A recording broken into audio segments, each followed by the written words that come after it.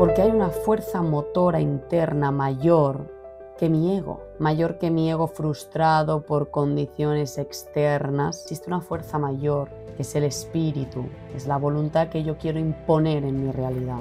Es una responsabilidad hacer este trabajo para poder conseguir el mundo que digo que quiero conseguir. Si yo me rindo, si yo decaigo, cuando estoy mal, entonces pierdo, entonces la destrucción gana y el amor pierde. Entonces, aunque mi control mental esté tomando posesión ahora mismo de mi mente y de mis emociones, yo me tengo que sobreponer a eso y seguir. Buenas noches, entramos en directo un miércoles más a las 8 en el programa de La Casi Solución.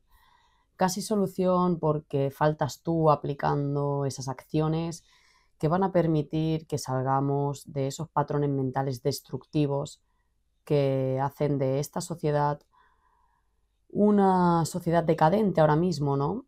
Debemos comprender que esa no es nuestra naturaleza, que nosotros tenemos la libertad de escoger si queremos ir hacia el amor o si queremos ir hacia el miedo, y que eso finalmente es una elección individual y debe ser una elección voluntaria, en ningún caso obligatoria, porque si no es voluntaria no es real, y si no es real no se manifiesta, tal y como las leyes de la naturaleza lo tienen planeado. ¿Sí? Como siempre voy a comprobar el audio. Perfecto, vale. Dicho esto, bueno, varias cosas. Lo primero, confesaros, porque pienso que uno de los principales problemas que tenemos como humanidad a día de hoy es la falta de confianza. No tenemos confianza entre nosotros, ni siquiera entre nuestros seres más queridos. Nos cuesta brutalidades ser sinceros, ser transparentes, transmitir lo que nos pasa, transmitir lo que sentimos. Y le he dado muchas vueltas, lo he pensado, ¿por qué sucede eso, no? Y al final llego a la conclusión de que lo que nos pasa es que tenemos miedo. ¿Pero de qué tenemos miedo? Tenemos miedo del rechazo, del abandono. ¿Pero por qué sentimos que expresarnos va a llevar al rechazo y al abandono?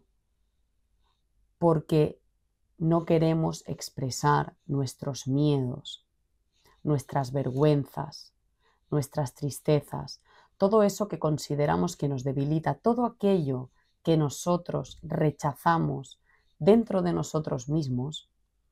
No queremos comunicarlo porque automáticamente lo asociamos a que el otro también lo va a rechazar, porque nosotros solo podemos ver el mundo tal y como nos vemos a nosotros. Entonces, claro, si yo lo rechazo, el otro lo va a rechazar, porque esa es la visión de mi mundo. Entonces, como yo no quiero que me rechace, yo no expreso, yo no comunico esa parte de mí. Sin embargo, eso te aísla y eso es lo que genera la soledad. Porque el miedo, la vergüenza, la pena y al final la locura que la mente genera a raíz de todos esos pensamientos y emociones, la llevamos todos. Y si no la ponemos en común y por lo tanto la normalizamos, no baja ese miedo, no se puede transformar en amor. Oye, tío, yo también lo siento, yo también lo vivo así, tranquilo. Se convierte en amor, se convierte en apoyo, en fraternidad. Entonces, por eso quiero ser transparente con vosotros. Y aunque a mí también me da miedo serlo, porque yo también tengo esa visión del mundo que vosotros tenéis, quiero la verdad por encima de todo.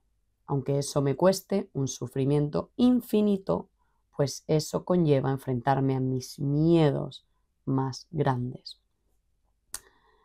La verdad de todo esto es que hoy no me apetece nada hacer este directo.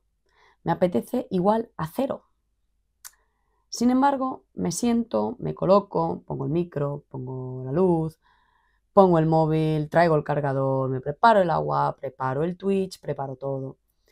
Pongo la diapositiva por donde nos quedamos, enchufo la cámara y me pongo a hablar. ¿Por qué? Porque hay una fuerza motora interna mayor que mi ego. Mayor que mi ego frustrado por condiciones externas que me suceden y que condicionan mi pensamiento y por lo tanto mi emoción. Yo soy consciente, la he experimentado, que existe una fuerza mayor, que es el espíritu, y que es la que quiero imponer, es la voluntad que yo quiero imponer en mi realidad. Es una responsabilidad hacer este trabajo para poder conseguir el mundo que digo que quiero conseguir. Si yo me rindo, si yo decaigo cuando estoy mal, entonces pierdo. Entonces la destrucción gana y el amor pierde. Entonces, aunque mi control mental esté tomando posesión ahora mismo de mi mente y de mis emociones, yo me tengo que sobreponer a eso y seguir haciendo las acciones que sé o que pienso que traerán las consecuencias que deseo. Y como yo quiero un mundo que se libere de los dogmas, tengo que hacer esto. Tenemos que hablar y divulgar todos aquellos conocimientos que más allá de lo mucho que yo los haya comprobado o no, te abren la mente, te expresan un nuevo paradigma. Hoy lo pensaba, ¿no? Antes de venir al directo, digo, a veces uno entra en confusión interna, uno entra en duda interna, uno entra en desvalorización interna. Y yo decía, es que en el fondo estoy hablando de algo que no creo 100%, que a mí misma, que yo misma lo estoy aún experimentando. Y entonces decía, bueno, no pasa nada. Piensa, ¿sigue teniendo sentido hacerlo? 1. Ya llevas varios años experimentándolo, poniéndolo a prueba rigurosamente, tal y como Hammer dijo, haciendo la anamnesis, cogiendo todos los datos del momento en el que se da el conflicto, del momento en el que se da la solución, síntomas en la fase activa, síntomas en la fase pasiva, todo redactado y te está cuadrando en muchas ocasiones. Es decir, tienes ciertas verificaciones ya. Pero independientemente de que no tuvieras ninguna verificación, ¿seguiría teniendo sentido exponer este conocimiento? Sí, porque es un conocimiento que tiene mucho sentido lógico, aunque obviamente luego hay que confirmar con la experiencia. Y aparte, es un conocimiento que nos puede empezar a brindar nuevos caminos, puede empezar a abrir esos dogmas, esos paradigmas causa y efecto que tenemos insertados en lo más profundo de nuestra alma y que son falsos. Por lo tanto, sí, merece la pena abrir el camino, aunque no esté 100% segura de que es exactamente así. Entonces, nada, pues vamos a seguir por donde lo dejamos hace 2 semanas, que era acabando de explicar el proceso de la conflictiólisis. Que recordemos que la conflictiólisis es el momento en el que se acaba el conflicto y entonces empieza la fase de reparación. ¿Por qué acaba el conflicto? Porque sucede un hecho que acaba con la incoherencia interna que está padeciendo la persona.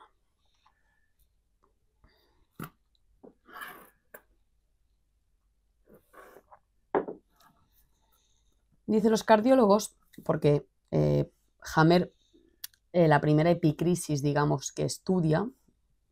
Ah, no, vale, estábamos en la crisis epileptoide. Perdona. Vamos a poner el mapa.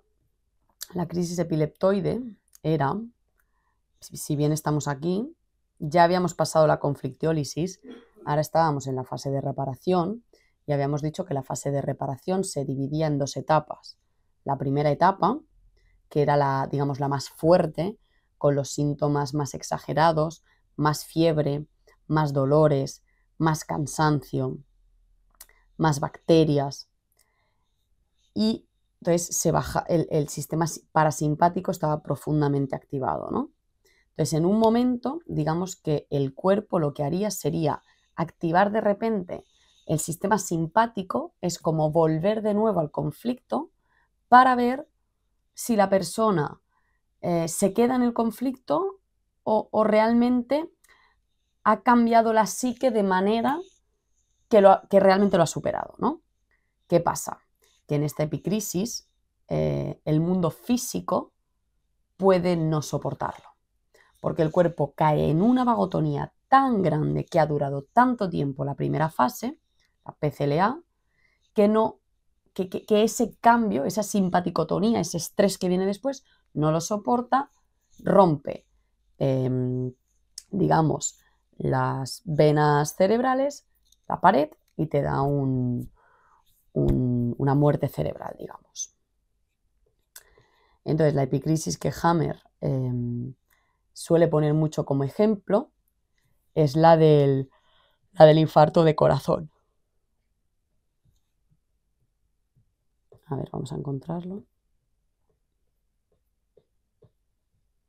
Entonces él dice, los cardiólogos jamás se han parado a reflexionar sobre el por qué el infarto cardíaco o cualquier crisis epileptoide normalmente se produce de noche, cuando, por ejemplo, el corazón está en condiciones óptimas de reposo, es decir, el corazón estaría en una situación muy estable porque sufre ese estrés de repente, ¿no?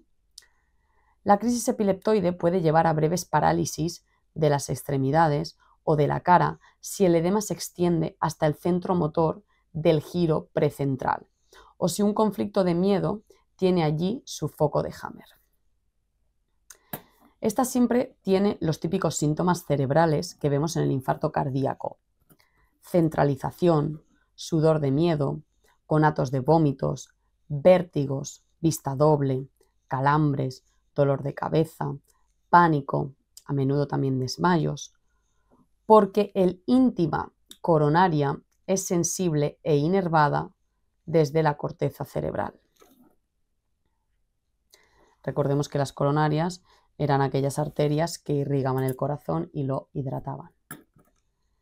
Las crisis epileptoides que derivan de un foco de Hammer en la corteza cerebral, es decir, en la parte más externa del cerebro, pueden alargarse por toda la corteza y causar calambres tónico-clónicos, mordedura de la lengua, baba en la boca, etc.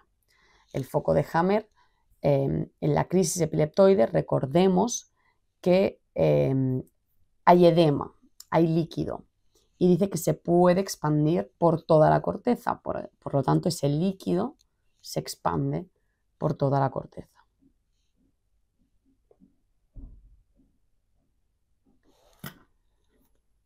Por su naturaleza, la crisis epileptoides es un regreso al estado de shock del organismo, gracias al cual se debería poder expulsar el líquido edemático intra y perifocal del foco de Hammer, porque a causa del edema intrafocal, el relé cerebral se comprime, perdiendo su funcionalidad. Es decir, con este subidón del sistema parasimpático, el edema que se ha generado en el foco de Hammer, es decir, esa parte del cerebro que controla el proceso biológico de emergencia, que lo lleva a cabo, esa parte del cerebro que ordena al órgano comportarse así, cuando está en fase de reparación se edematiza. Ya lo hemos dicho 1000 veces, se llenaría de líquido, vendrían las bacterias, vendrían nutrientes y se haría la reparación. Entonces, en la fase epileptoide esta, lo que se supone es que el fuerte impacto del sistema simpático tónico rompería la pared del edema para que comenzara a drenar y entonces parara ya, digamos, la reparación y bueno, pues se paralizara, digamos, el programa, ¿no? O empezara ya a terminar. Dice, este edema causa la parada cardíaca o el mal funcionamiento del ritmo cardíaco si el conflicto ha durado mucho tiempo, más de 9 meses. Dado que los cardiólogos no se quieren ocupar del cerebro, dan fleboclisis a todos los infartados, lo que se ahoga en el edema cerebral. Fleboclisis, vamos a ver qué es esto. O venoclisis es la inyección por vía venosa al torrente sanguíneo de sustancias líquidas gota a gota. Vale, digamos que los médicos inyectan líquido a los infartados, lo que se ahoga en el edema cerebral.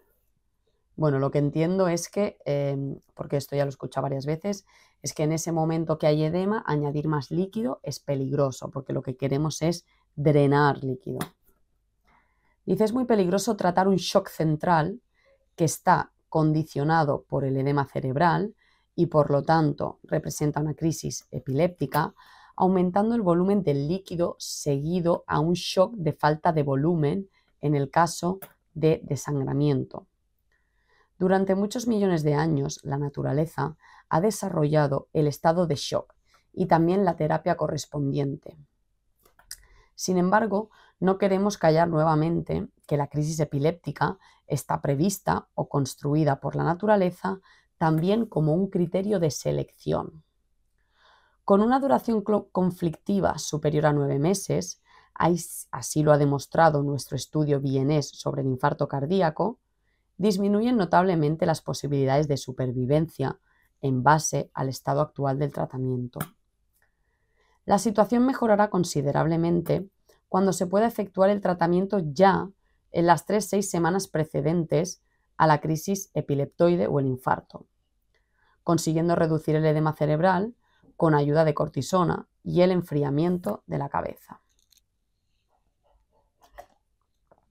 En mi opinión, se podría reducir la mortalidad por infarto cardíaco a menos de la mitad. Atención, he tenido la experiencia de muchos casos en los que con la crisis epileptoide el azúcar en sangre descendió hasta casi cero.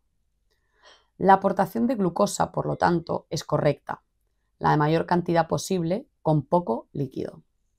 Atención, si en una esquizofrenia en la que hay 2 focos de Hammer en los 2 hemisferios distintos y si los 2 conflictos en suspenso se resuelven al mismo tiempo, con la crisis epileptoide se puede producir un breve estado de delirio pasajero. Aquí está poniendo 2 ejemplos de crisis epileptoide, de cosas que pueden suceder. Por ejemplo, hay casos en los que baja el azúcar a 0 y el cerebro sí o sí necesita azúcar, por lo tanto en ese momento sí recomienda inyección de un mínimo de líquido con azúcar. Y luego está hablando de la crisis epileptoides cuando la patología que se está solucionando es la esquizofrenia, que ya entraremos en esto. ¿Qué más cosas dice? El tema de que mejoraría la supervivencia cuando se empezara el tratamiento unas 3 o 6 semanas antes a que diera este infarto. ¿Por qué? Porque recordemos, si vemos el mapa,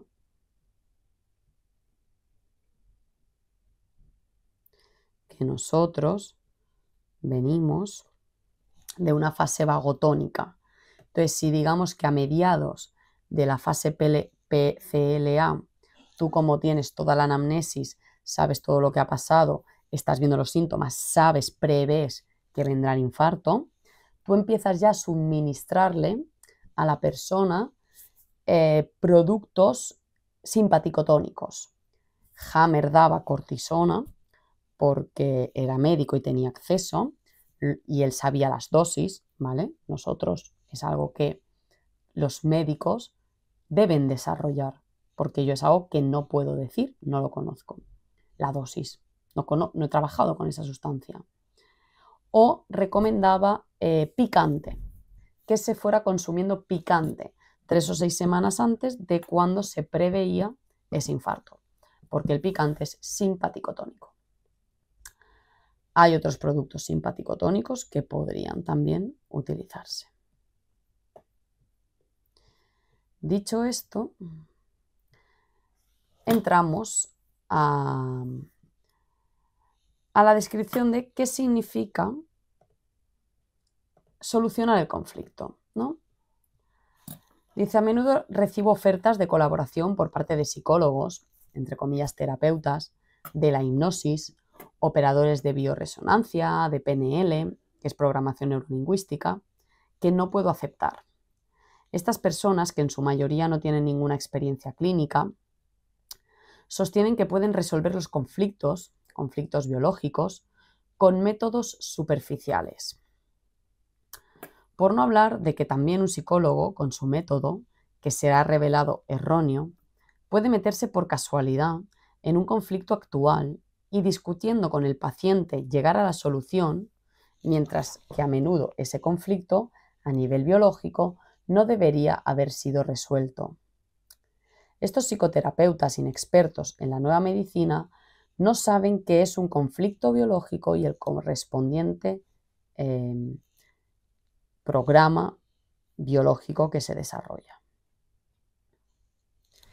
Dice, bueno, luego vamos a leer esto y luego, si no lo detalla, concretaremos el por qué Hammer dice que quizás el conflicto biológico no debería de haber sido resuelto.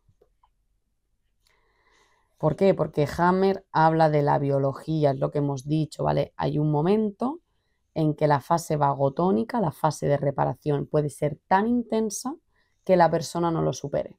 Entonces, digamos que es mejor seguir en la fase de conflicto eternamente.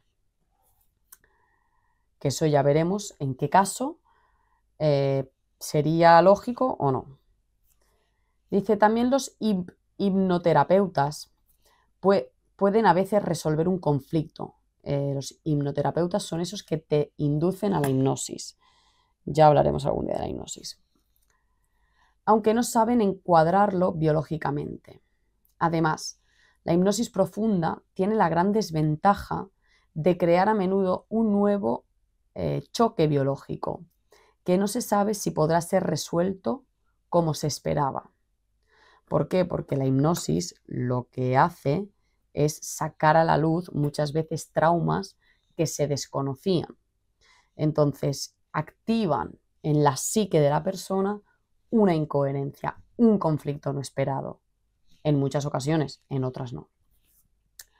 En otras hay gente, hay experiencias que hablan de que la hipnosis realmente les ha ayudado. Entonces, aquí Hammer, pues bueno, él se posiciona en este lado de que no le gusta jugar a ser Dios con la mente, pero eso no quiere decir que no se haya comprobado que a veces permite esas técnicas solucionar conflictos. Pues eso es lo que opino yo. Dice, conozco muy bien estos dos tipos de personas de aquel tiempo en el que trabajaba en la psiquiatría y los considero peligrosos por su ignorancia. Sostengo que la programación neurolingüística y la bioresonancia son una gran ilusión por lo que respecta a la solución de conflictos biológicos y de programas especiales biológicos y sensatos.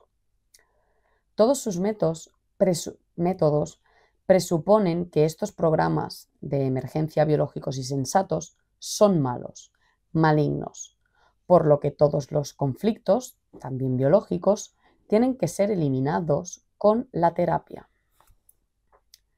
En la realidad, la solución de los conflictos biológicos, obviamente de aquellos que se puedan resolver, es mucho más fácil, pero también mucho más difícil.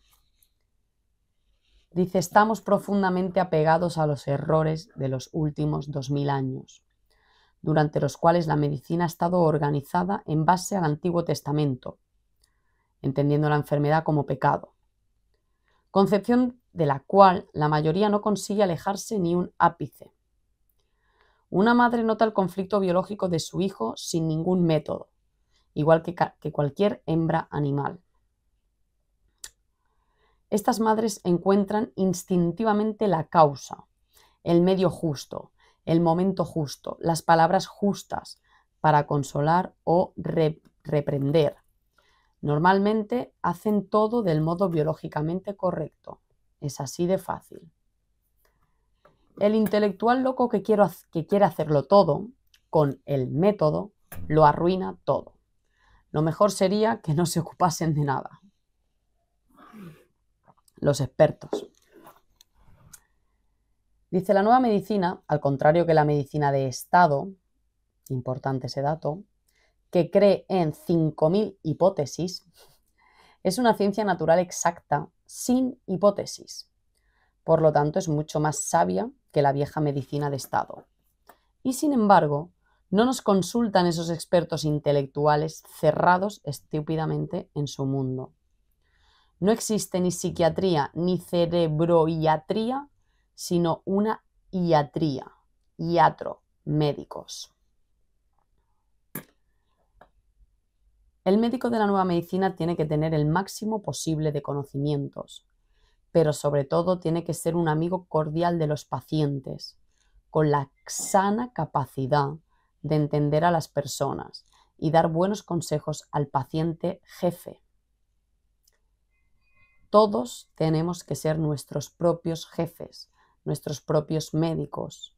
La nueva medicina germánica tiene personas que acompañan, personas que saben más, personas que saben menos, pero todos debemos de implicarnos en el conocimiento del cuerpo, de la anatomía, de las leyes de la naturaleza, ponerlo en prueba, comprobarlo. Y debemos de ser cordiales con los pacientes y poner nuestra capacidad a la voluntad de entender a las personas, de profundamente quererlas comprender. Aquí voy a hacer un inciso. Bueno, vamos a acabar de leer esto y hago el inciso. Dice, el paciente necesita un buen consejero y un consejo válido respecto a la solución de su conflicto biológico, si se puede resolver o es mejor que no se resuelva. Por lo que hemos dicho antes, si la fase vagotónica preveemos que va a ser muy heavy y que no va a superar luego la epicrisis, podemos comprender que es mejor no superar el conflicto, no solucionarlo, digamos, psíquicamente. Es importantísimo decir siempre que el programa especial biológico y sensato es un hecho sensato y no malo, ni siquiera en el caso del cáncer. Y decirles que con el cáncer se sobrevive en un 95 o 98% de los casos. Con estas posibilidades de supervivencia ya no se transmite la sensación de pánico. La elevada mortalidad que había condenado al pánico a todos nuestros pobres pacientes deriva solo de la ignorancia o de la consciente falta de aplicación de los conocimientos de la nueva medicina por parte de la medicina actual.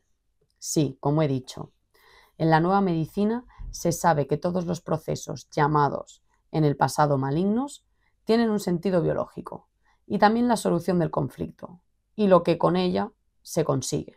Por ejemplo, la leucemia, en el caso del conflicto de desvalorización de sí, el paciente no se asusta cuando se le verifica eso. Tomemos el ejemplo que hemos utilizado ya varias veces. Una madre que ha sufrido un DHS, un Dirk-Hammer Syndrome, ¿sí? Un shock biológico, cuando su niño tiene un accidente ante sus ojos. Entonces el niño va al hospital y ella sufre un cáncer de mama. El sentido biológico sería que a través de este cáncer de mama se produzca más leche para el niño, de modo que éste pueda equilibrar la detención del desarrollo con una mayor cantidad de leche. ¿Qué pasa? Que cuando el niño pequeño ha tenido ese traumatismo, ese problema, digamos que deja de desarrollarse porque toda la energía y todos los recursos del cuerpo están implicados en solventar el problema. Entonces la madre Digamos que la biología que tiene conectados a la madre y al niño por ese amor incondicional, por esa energía de la unión que no vemos pero conocemos, lo percibe y entonces activa el crecimiento tumoral de la mama para tener más leche, porque más leche, más nutrición, el cuerpo tiene energía para solventar el problema y seguir con el crecimiento. Mientras que el niño se encuentra en el hospital, no es posible que se produzca una solución. Incluso cuando el niño sale del hospital, normalmente se soluciona el conflicto y sufre todavía durante tiempo los daños del accidente. Una solución del conflicto biológico no es sensata desde el punto de vista biológico. A ver, espérate, es que esto es una traducción y dice, cuando el niño sale del hospital, normalmente se soluciona el conflicto. Entiendo yo que pone, pero sufre todavía durante tiempo los daños del accidente. Dice, una solución del conflicto biológico no es sensata desde el punto de vista biológico. El niño todavía necesita una mayor oferta de leche. El programa biológico, sin embargo, se desarrolla incluso aunque la madre moderna no dé de mamar al niño.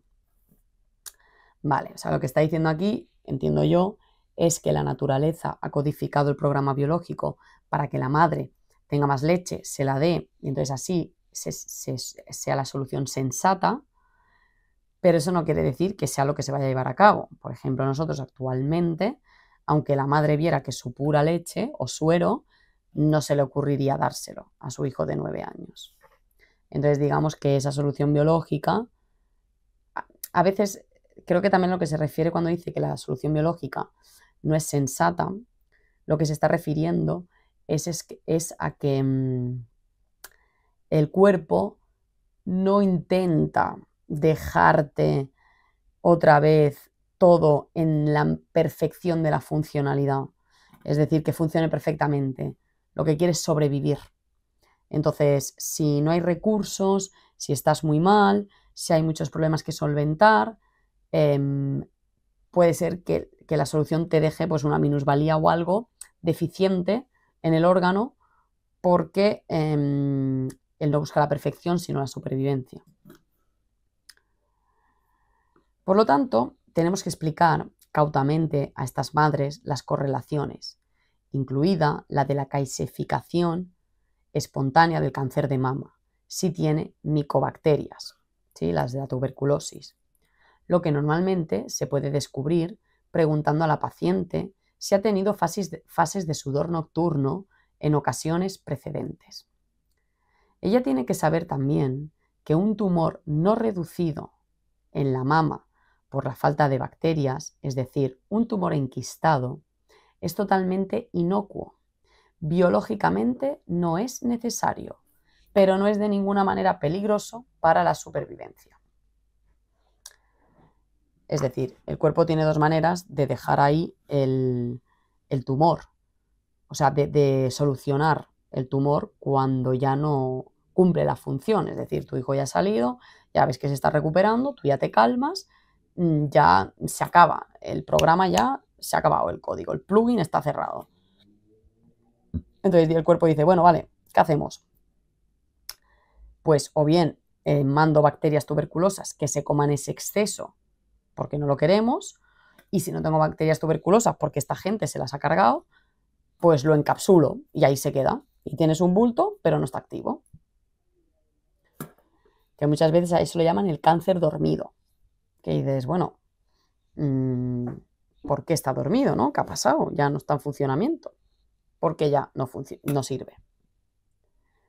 Y dado que estos pacientes no son más estúpidos que nosotros, y dado que se trata de su propio cuerpo, normalmente entienden rápidamente, de hecho, mucho más rápido de lo que creemos.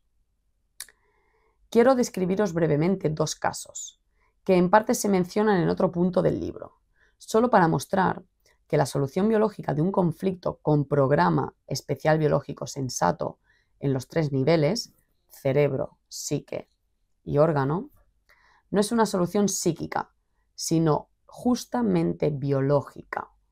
Es decir, solucionar un conflicto no quiere decir solamente en tu mente cambiar, ¿vale? Significa que biológicamente también se soluciona. Los ejemplos de estos dos casos. Dice, ejemplo 1, solución de conflicto biológico mediante carcinoma intersticial del testículo.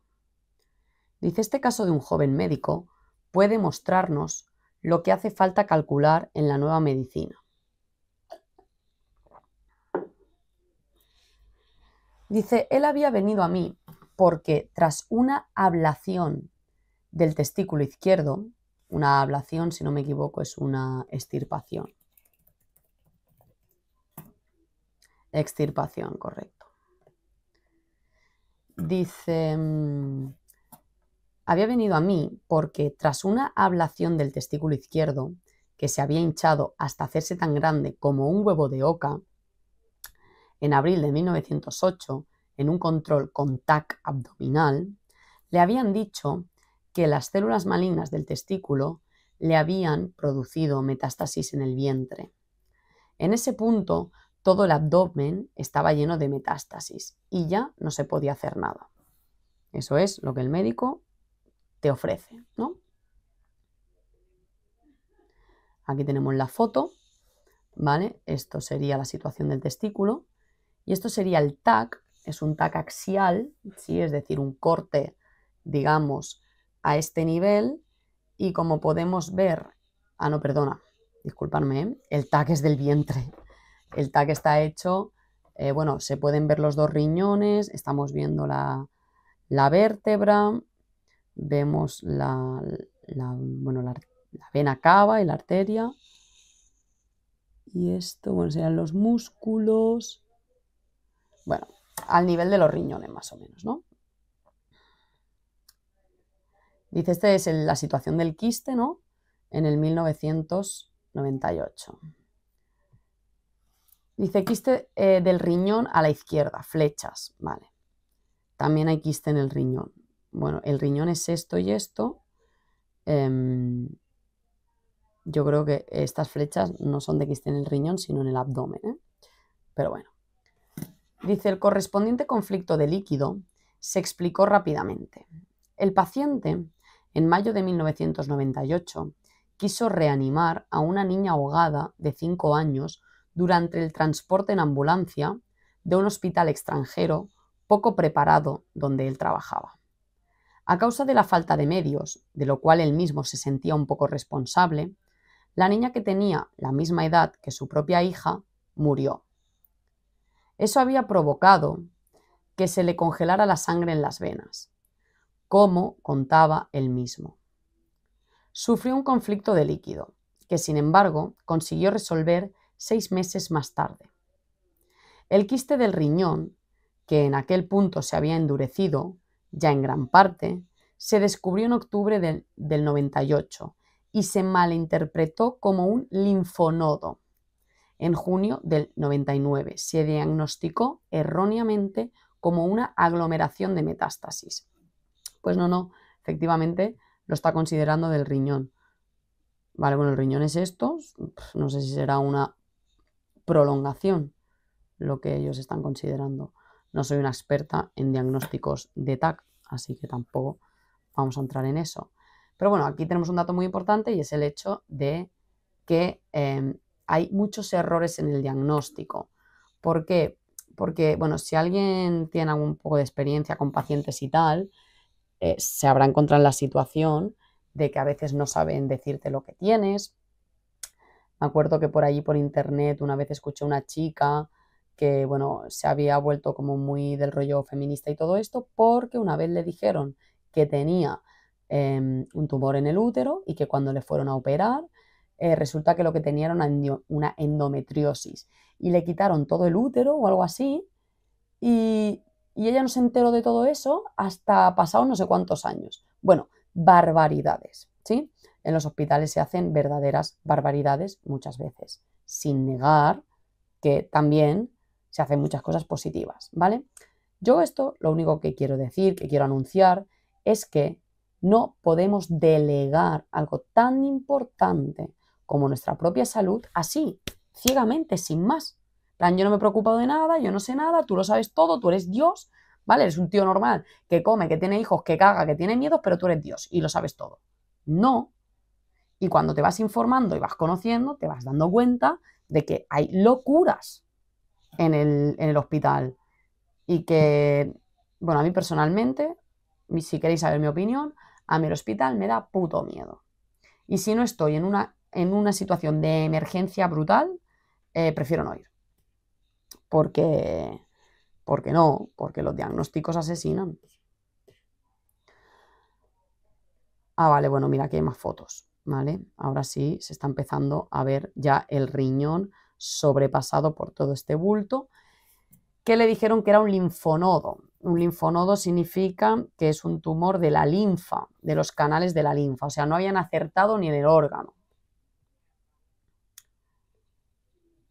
Dice, se ve bastante bien el gran nefroblastoma, igual a quiste renal endurecido, ver las flechas.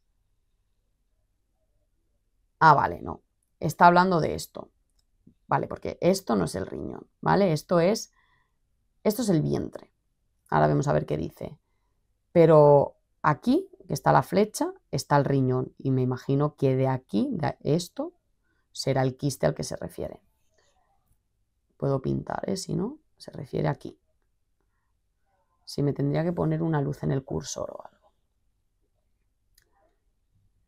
Dice, dorsalmente se ve la formación de una cuenca renal añadida. El nefroblastoma produce orina y la expulsa por medio de los conductos urinarios de desviación ya presentes. Lo sorprendente es la falta de homogeneidad del nefroblastoma.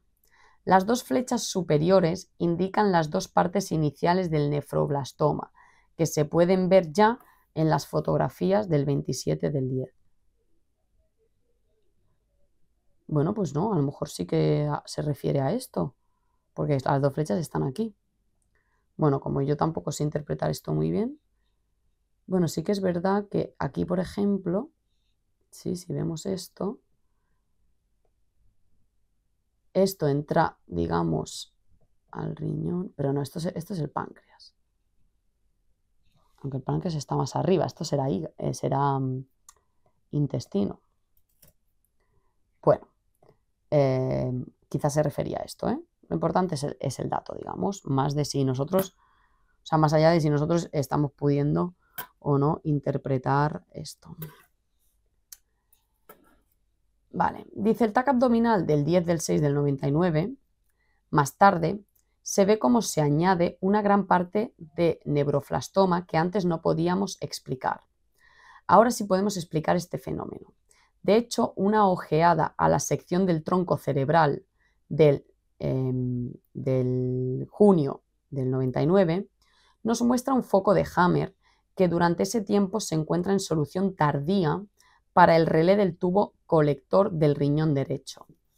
En la imagen de arriba, flecha, vemos el carcinoma correspondiente del tubo colector. Vale. Vale, o sea, esto es el carcinoma y esto es el nefroblastoma. Que el nefroblastoma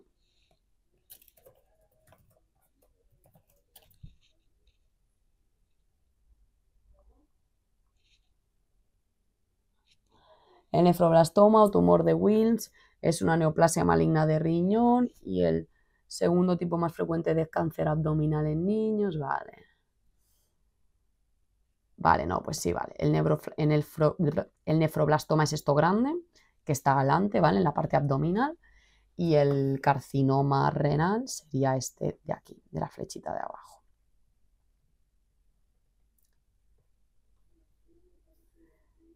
Y el foco de Hammer estaría aquí, ¿vale? En el TAC. Esto está en alemán, no podemos leerlo. Y bueno, pero está diciendo que está en el tronco cerebral, ¿vale? Pues se estará refiriendo a la imagen más alta, ¿vale? Esto es el tronco cerebral y esto es el cerebelo. Por Por lo tanto, aquí está viendo él el foco de Hammer correspondiente, dice,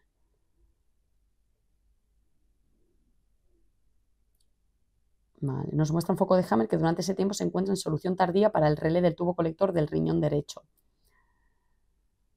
Vale, ese foco de Hammer de aquí corresponde, digamos, a este carcinoma de aquí.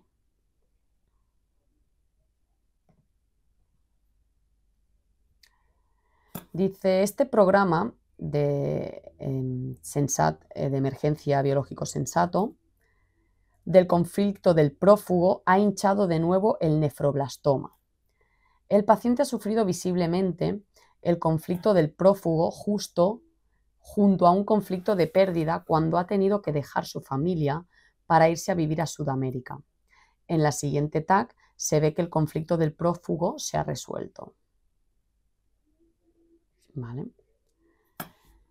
El foco de Hammer que se encuentra en la fase PCL del relé del tubo colector del riñón derecho, que además ha provocado nuevamente la hinchazón del nefroblastoma en fase de endurecimiento, entre paréntesis veas el capítulo sobre el síndrome de los tubos colectores, y luego vemos la flecha que muestra el foco de Hammer para el nefroblastoma del riñón izquierdo. Conflicto del líquido por no haber podido reanimar a la niña ahogada, de lo que el doctor se echaba en parte la culpa. O sea, había tenido dos conflictos, ¿sí? Uno, el sentirse solo porque se había ido al extranjero, a la vez de que le pasaba lo de la niña. Dice, el foco de Hammer en el relé del testículo izquierdo, edema de reparación bastante grande en vías de reducción.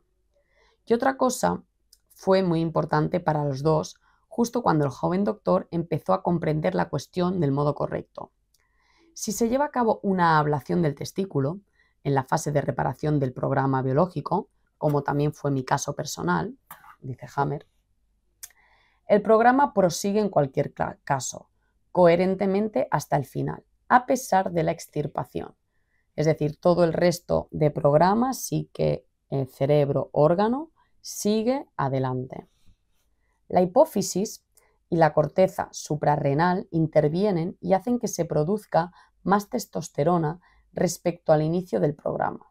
Es decir, aunque a ti te extirpen, esa producción extra de testosterona sigue.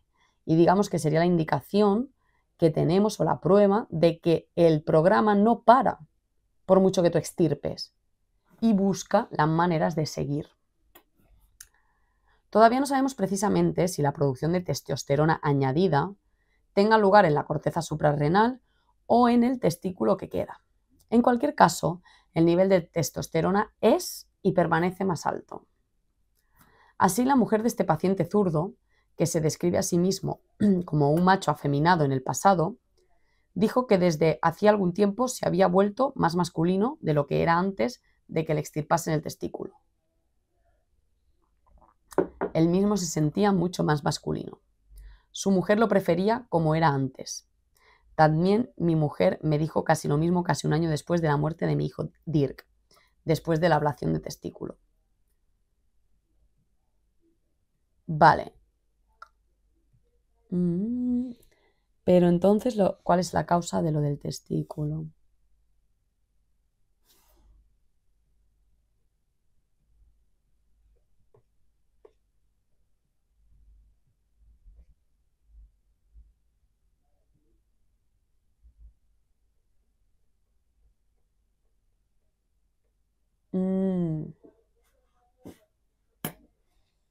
Vale. O sea, a él previamente, o sea, el primer conflicto que tuvo él es el de testículo, que entendemos que es con su mujer. Y entonces se lo extirpan y se le hincha, ¿no? Y entonces le pasa lo del vientre. ¿Vale? Abril de 1998.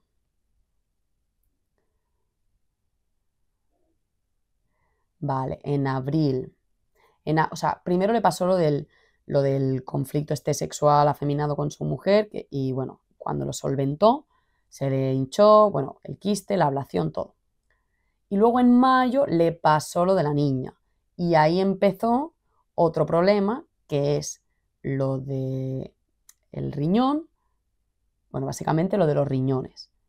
Entonces, claro, él va por el testículo, pero como se ha iniciado también el conflicto del riñón, ellos lo que ven es el testículo y el riñón, metástasis, la palmas, hasta luego. Entonces, bueno, podemos ver aquí la gran diferencia de análisis del problema y de la situación del paciente, visto desde la medicina convencional o vista desde la visión de Hammer. Vale. Dice, un año más tarde se ve todavía el borde del edema, pero visiblemente el conflicto de pérdida ha retomado la actividad porque el paciente ha pensado volver a Sudamérica para morir allí y no volver a ver a sus padres.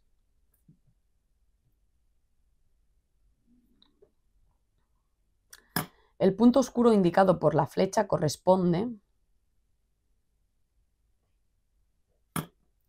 al centro del foco de Hammer para el testículo izquierdo. Los signos concéntricos no se ven en el interior de la cicatrización. En la zona del territorio a la derecha, ahora hay una solución en suspensión.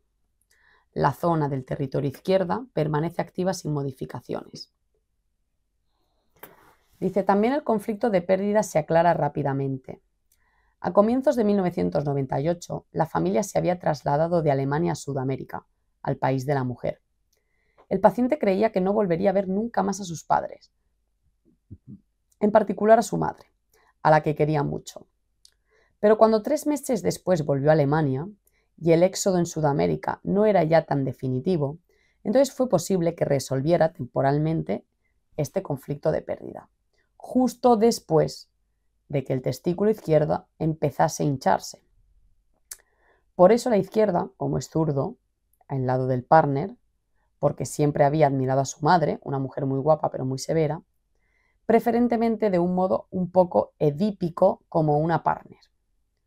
Vale, bueno, esto es el tema de la lateralidad, ya lo hablaremos, pero dependiendo de si tu cerebro es, digamos, zurdo o diestro, digamos que el cerebro, o sea, unas partes controlan unos órganos y otras partes controlan otros órganos. Y la gente que tiene esa lateralidad invertida, también se le invierte el tema del control, ¿no? Por parte del cerebro. Quiero decir que si tú ves un foco de Hammer aquí, tienes que saber si eres zurdo o diestro para saber a qué órgano va a estar gobernando, porque no es lo mismo.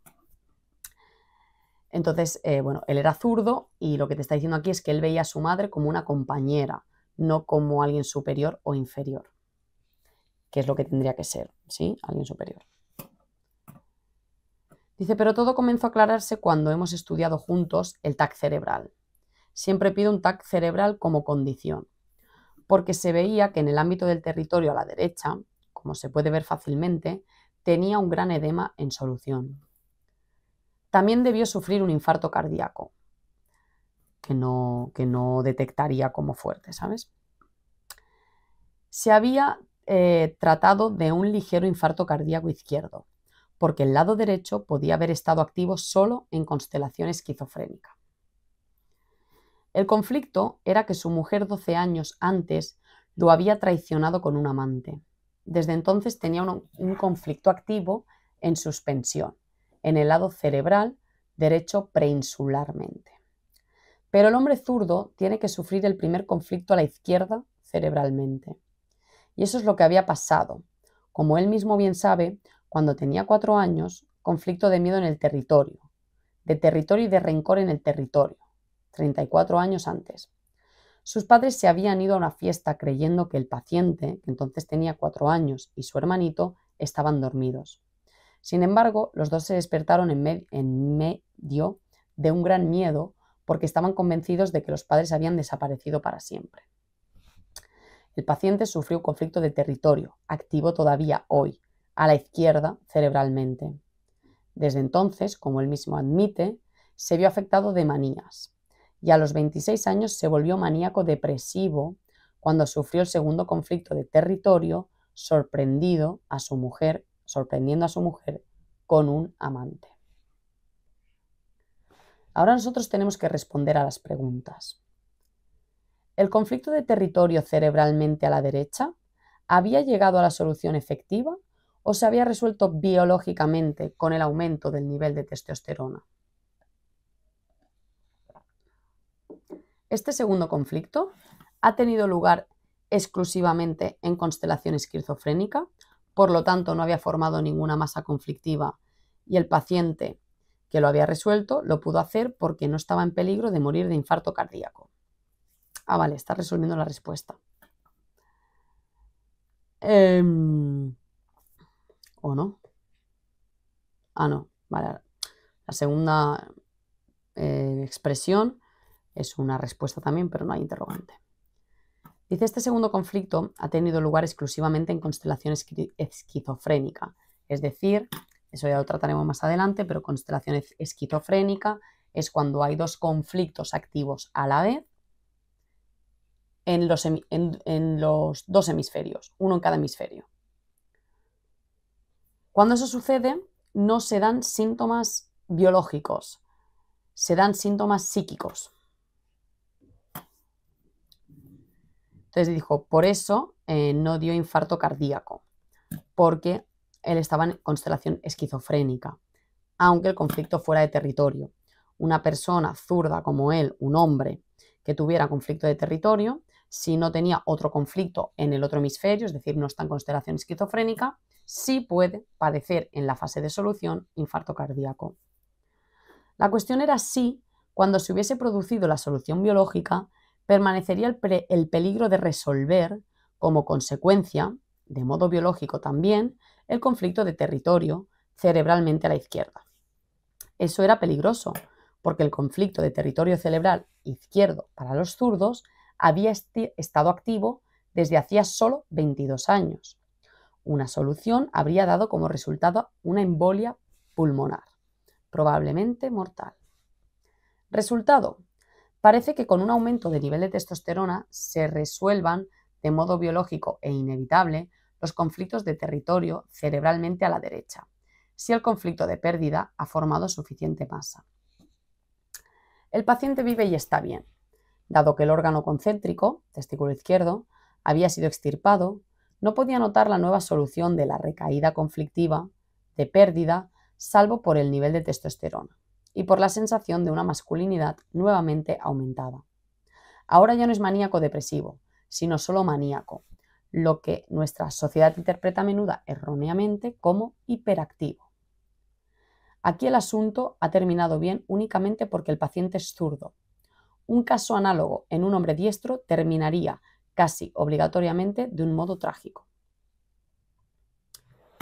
Hace de contrapeso al caso precedente, que aunque no en constelación esquizofrénica, el de una paciente de 82 años, que durante 50 años, tras un estupro sufrido por una soldadesca rusa durante la guerra, había estado amenorreica, es decir, el ciclo había desaparecido sin que lo volviera a recuperar y desde entonces la paciente reaccionó de un modo masculino. Bueno, como ya ha pasado una hora, este próximo ejemplo de la mujer de 82 años que lleva sin regla desde hace 50, es decir, 80 menos 50 desde los 30 y pocos, lo trataremos la semana que viene, no la siguiente, ¿sí? Vale, como información que quería dar al principio del directo, pero que no ha podido ser, os quiero informar eso, de que estamos planeando desde yo con mi compañero Neil, que hicimos en su día la web de Viajeros con Ingenio, estamos planeando un retiro, ¿sí? Una actividad para el 26 y 27 de julio aquí en Barcelona, en una masía. ¿Sí? Se tratará de ir el sábado y el domingo y hacer las siguientes actividades. A ver, es muy sencillo, ¿vale? Para poder acceder solo hay que ir a la web. Entonces, cuando te salga el cartelito, te metes dentro y aquí podréis ver toda la información acerca de lo que se hace, ¿sí? Dice, imagina un fin de semana donde puedas desconectar de la rutina, reconectar contigo mismo y disfrutar de una experiencia transformadora en un entorno natural. Dice, este retiro está diseñado para personas como tú, que buscan relajarse, conocerse mejor y compartir momentos únicos con otras personas. Bueno, a Neil le gusta mucho el tema de la meditación, de reconectar, de tal, pero habrá momentos tensos en este retiro, ¿vale? Porque la verdad no es agradable. Y en una de las actividades, aquí tenéis todo el calendario de actividades, el workshop, ¿vale? O el seminario que se titula Reconciliación de Ego y Espíritu. Aquí vamos a tocar creencias profundas que tenemos como seres y que nos impiden mejorar, nos impide tener relaciones de verdadero respeto. Vamos a hablar de por qué somos malas personas, de por qué es nuestra culpa que el mundo esté como esté. Entonces, quien quiera escuchar el mensaje de no, medita, piensa lo que quieres y ya mágicamente aparecerá, no es el lugar, ¿vale? Este lugar es para las personas fuertes, para las personas que son conscientes de todo de toda la amalgama de basura que lleva dentro y que le hace actuar mal, pero que está comprometido con cambiarlo, aunque eso cueste la repetición eterna a lo largo de su vida.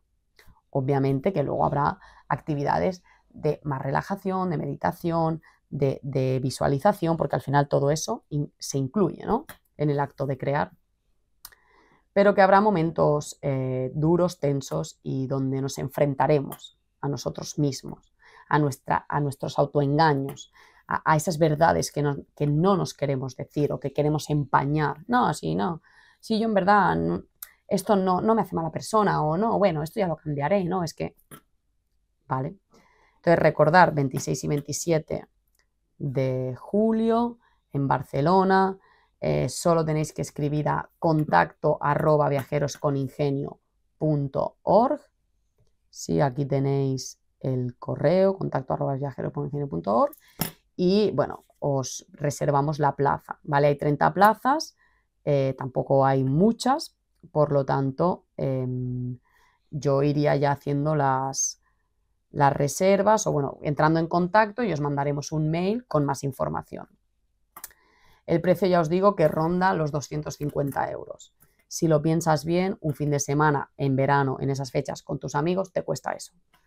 Pero bueno, es gente nueva y con todas las actividades y la comida y todo ya diseñado y hecho.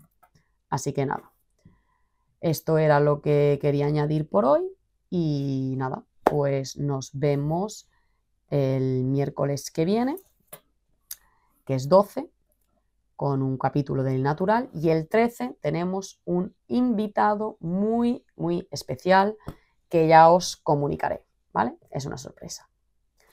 Dicho esto, bueno, no sé si alguien quiere comentar algo y si no, pues procederemos a acabar el directo.